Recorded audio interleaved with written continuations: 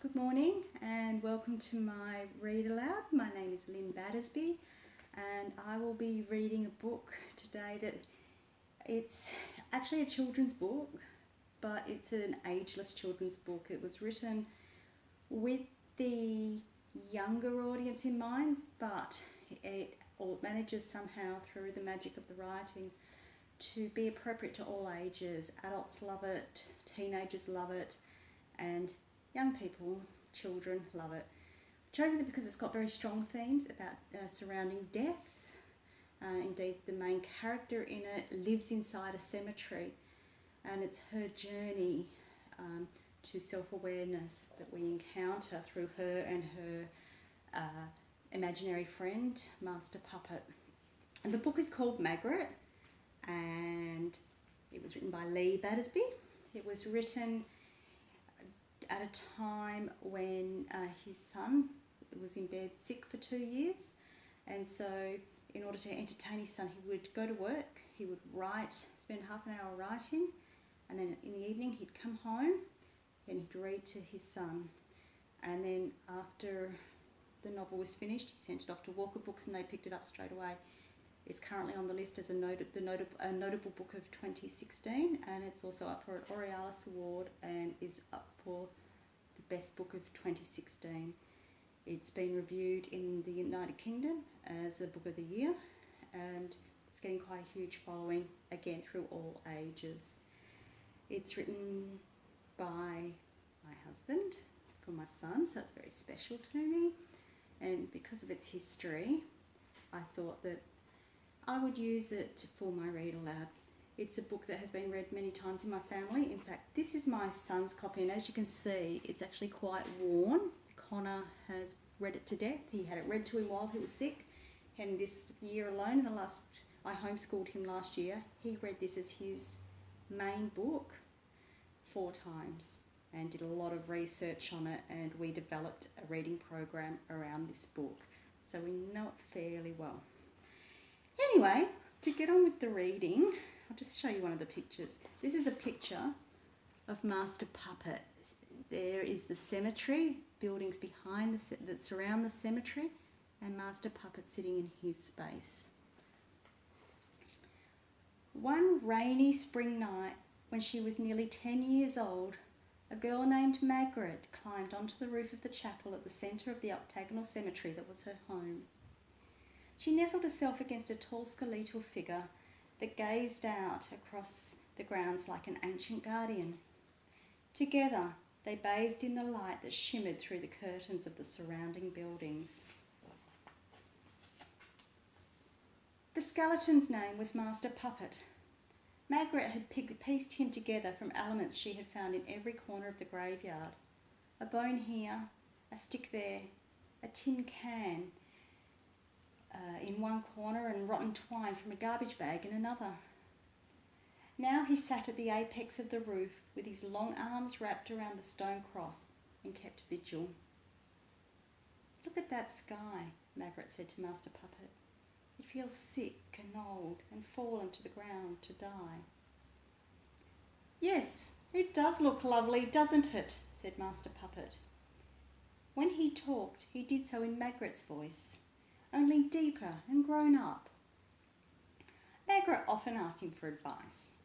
Unlike the gargoyles and rats, he usually answered. "Will you be all right in the rain?" she asked. Master Puppet harumphed. "I am unconcerned about the likelihood of impending damage." Master Puppet liked to use words Magrit heard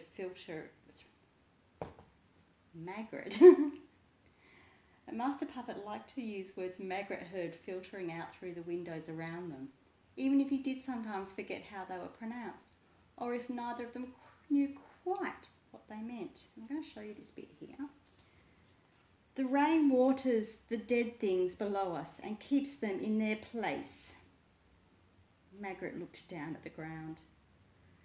The gravel paths were thick with weeds and scuttling things that rattled the tiny stones together as if they were bones in the wind. Headstones emerged from the grass, eyeless skulls that peered over the withered stalks. Why do we need to keep the dead things in place? Master Puppet sighed. "We've discussed this before," he said. "Everything must have its place. The dead stay below, the buildings surround us, the sky remains above, and we stay in between, unseen and undiscovered and safe, as it should be." Magrit knew he was right. The chapel they were perched on was a small structure, surrounded by knee-high yellow grass and dwarfed by the cold grey apartment buildings that circled it like bullies.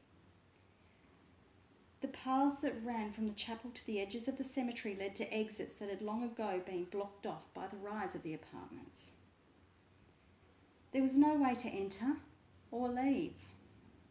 The cemetery crouched between the high walls, and the darkness of their shadows wrapped Magrit in secrets and safety. It was home, and Magrit loved it with the fierce love that comes with complete possession. "What about the stars?" Magrit asked for no particular reason, except that on a night like tonight, with the rain forming a gentle curtain between her and the clouds, it was easy to imagine that the stars had drawn blankets up over themselves and gone to sleep. "The stars are of no consequence," said Master Puppet. "What about that one?" she asked, pointing upwards. Up above, a white shape flapped laboriously over the rooftops, shaking and shivering in the thin, wet air. Something small dropped from its front end and disappeared onto the roof of the nearest building. The white shape circled it for a minute or two, then raced off over the blackening sky.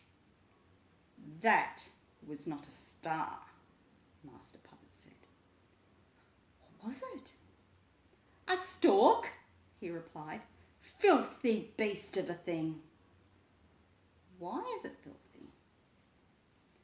Master Puppet contemplated her with his big black eye sockets.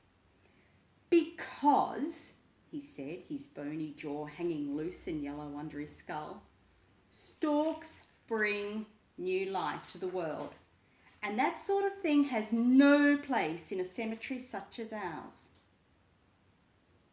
"Oh."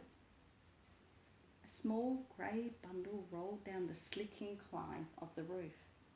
It trundled into the gutter, rode the gushing water to the top of the downpipe, then disappeared inside. A moment later it popped out the bottom. A fountain had fallen over so that its bowl lay out beneath the pipe opening and was now no more than a concrete dish sitting on the ragged lawn. The bundle splashed down into it and bobbed to the rim before the flow of water dropped it, squalling, into the long grass beneath. "And what's that?" Master Puppet was silent for a long time, so that Magrit began to wonder if he had not heard her. She was about to repeat her question when he spoke into her mind, his voice whispery and a bit scared. "It's a horrible thing," he said over the bundle's screeches. "An awful, ugly, terrible thing." His bones rattled in the breeze. "Get rid of it! Throw it away! Kill it!" "But what is it?" Master Puppet would not answer. Eventually Margaret grew tired of asking. Magrit, not Margaret, Magrit. Magrit grew tired of asking. She slipped down the slimy, moss-heavy roof, dropped to the ground and stomped her way over to the squawking, wriggling bundle. "It's breathing!" she called. Master Puppet said nothing.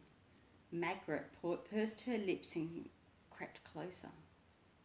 When she was less than 3 steps away, she kneeled down, not caring that the hem of her dress, which she had only found in a brand new, undiscovered vault a few days ago, would get muddied in the wet grass.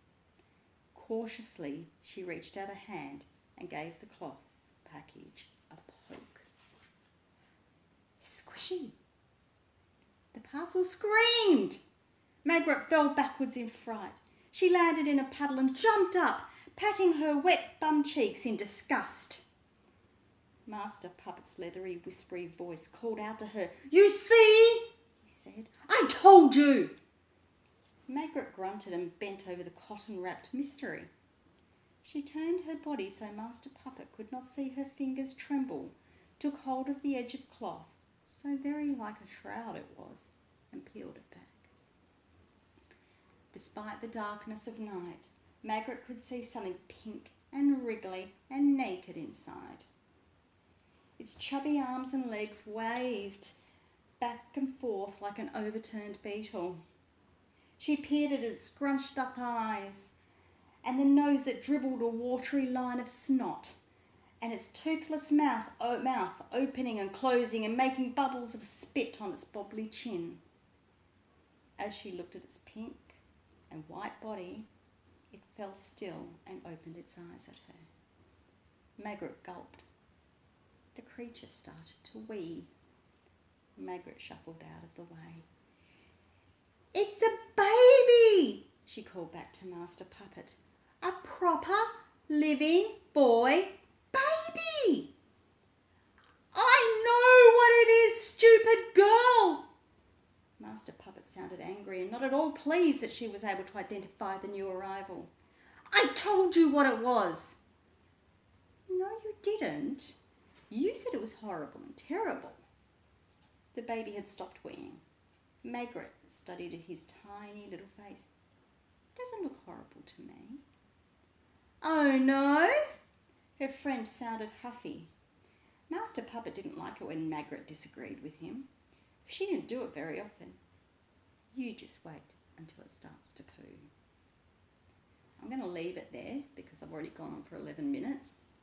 The novel goes on with Magrit and the baby and Master Puppet, and it's a very sad story. It's a very funny story, and if you get the opportunity to read it, I would suggest you do, even if you borrow it from the library. That's the cover, and I am going to leave it there. So thank you for listening to my story, and thank you for listening to my husband's story. Have a great day.